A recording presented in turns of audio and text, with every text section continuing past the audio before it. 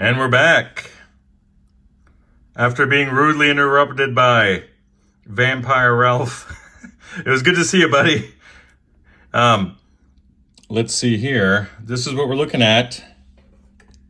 No, seriously, man, I appreciate the friendship and patronage and all that stuff.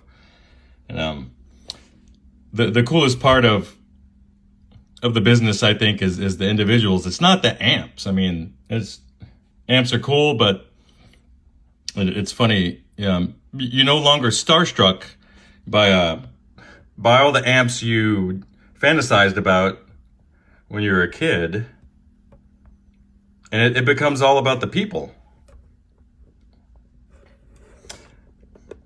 How do I even do this? Okay, I'm trying to give you guys a better perspective of what I'm dealing with, and I will attempt this procedure while recording, but I'll tell you right now, I may have to stop the video and just actually do this because literally it's like those robotic surgeons, you know, they're doing, or a drone operator. There's a disconnected feeling, and I'm gonna be dealing with a 750 degree soldering iron with very little margin for error and space between the phone. Let me see. I'm beep, beep, beep, beep, beep, beep. Maybe I can. We'll try it out. So my strategy is going to be, let's see, liberating the trim lead from, let's see, where's the other bit? Yeah. So liberating that from the eyelet, and then moving that back, and then liberating the reverb lead from its solder lug, and then twisting it properly. I'll put some heat shrink on it if there's enough space, and we'll take it from there. I mean, otherwise, I'll have to sever the entire cord at the plug end, strip this away, and start from scratch. So I have a little bit of downtime with parts being shipped in for the work that's on hand. So I figure I can make a ridiculous video about a damn plug. But why stop there? You know, I mean, I've done videos. I've done like a 3 or 4 part video on a damn rocker switch. I mean, if we're already ridiculous, so might as well just embrace the reality of it. I make ridiculous videos that are redundant, but that's cool. So let's see what we can see. Off screen, I'm grabbing a little bit of a solder wick while trying not to strike the camera mount. And it has one of those donut or ring lights like you always see on like the Kardashians or whatever model du jour you might be following. Makes my soldering iron look bigger than it is in reality. Let's see if I can do this. So I'm gonna try to wick away the solder from this joint, and hopefully the wick will act as a heat shield and not let this plastic or Teflon jacket start melting on us. And it wants to be naughty.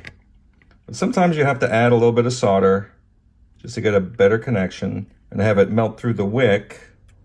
Or it was literally just tacked on. Shameful. But we can do better than that.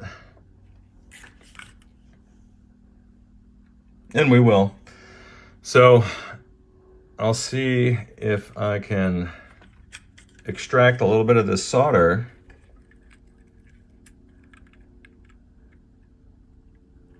and do a proper connection. There we go. Is it working? Something's happening. Okay, that's good enough. So what we'll do when it's time to reinsert the lead is we'll have it nicely twisted and tinned. It's already tinned, but so we'll have it fully inserted and properly done. So let me zoom in and see what we're working with because I cannot see any longer. get a fresh bit of wick here and see if we can. Actually, let me do this first. Yeah.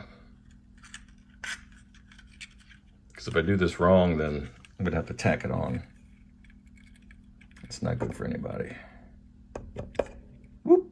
See, I could have just potato chipped my finger there, right? Live. There we go. Awesome. I was a proponent of the solder sucker for the longest time. And then I learned the goodness of the wick, and it acts like a heat sink. It protects all your components and traces when you're doing that stuff. Let's see if I can, there we go. Look at that. That's what you want. All right, now we got a chance. So you're telling me there's a chance. You want to make sure there's no whiskers. Because with this stuff, if there's any stray bit of solder or whiskers, then you're in trouble. All right, get that guy going. Pardon my fingers. Is that even gonna clear? Barely. Watch this. See if I can even get in. I can't even get in there. Pardon me, guys. Trying to get over for you. So, whoop.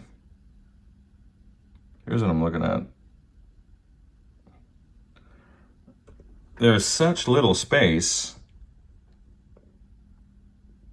between the conductor. Wow.